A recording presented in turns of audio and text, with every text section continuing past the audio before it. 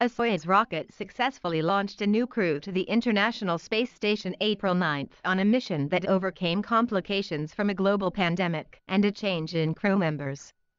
A Soyuz 2-1 rocket lifted off from the Baikonur Cosmodrome in Kazakhstan at 4:05 a.m. Eastern and placed the Soyuz MS-16 spacecraft into orbit 9 minutes later. The spacecraft, making a 4-orbit approach to the ISS, is scheduled to dock with the ISS at approximately 10:15 a.m. Eastern.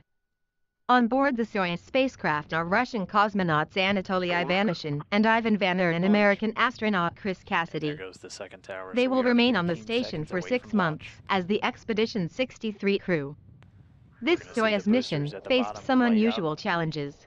And as In their February, thrust builds, it'll Roscosmos eventually announced it was replacing overcome the 2 Russian cosmonauts who had been assigned to the mission, Nikolai Tikhonov and liftoff. Andrei Babkin, with their backups, Cassidy, Ivanishin and Wagner on Vagner. their way to the Both International Russian Space and Station. American officials would only say that a medical issue led to their replacement, although Russian media reported that Tikhonov suffered an injury in training.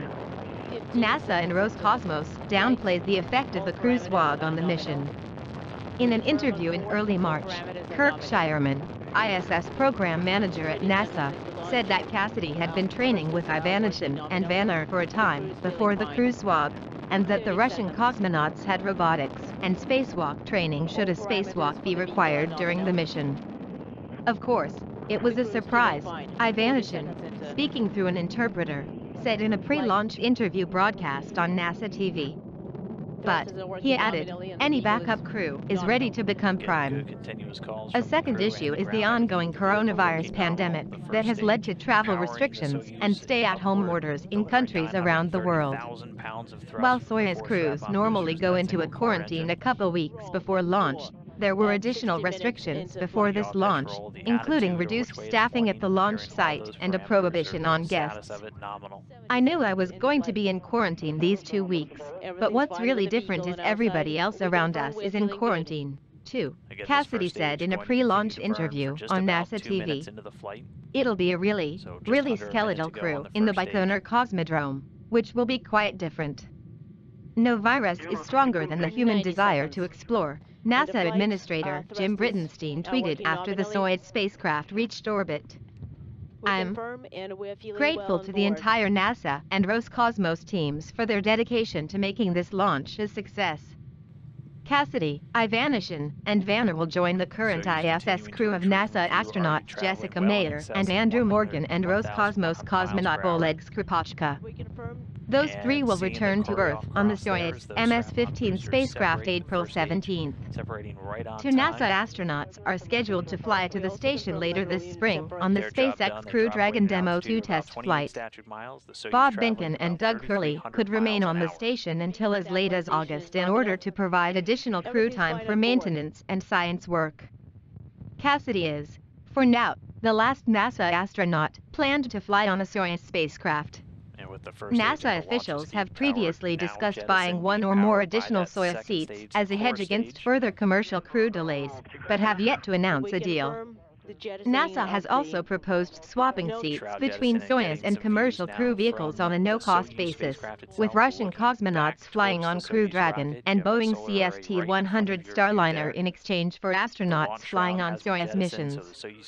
Such mixed crew missions would ensure there is at least 1 American and 1 Russian crew member on the station, even if either the Soyuz or commercial crew vehicles are unavailable. Roscosmos officials, though, told their NASA counterparts at a joint meeting in December that they would not assign cosmonauts to commercial crew missions until those vehicles are flight-proven. The 4-person crew for the first operational Crew Dragon mission, announced by NASA March 31, features 3 NASA astronauts and 1 from the Japanese space agency JAXA. We confirm separation of stage 2. We see it as well. Everything's nominal on board. Copy. So we'll see the engines cut off, and once the vehicle separates, it usually gives the crew a bit of a jolt. Then the Soyuz will be flying free. We see the 3rd stage separating there. And we can see it dropping away now. 3rd stage separation confirmed. And congratulations, guys. You are in orbit. I am handing you over to the Mission Control, Moscow.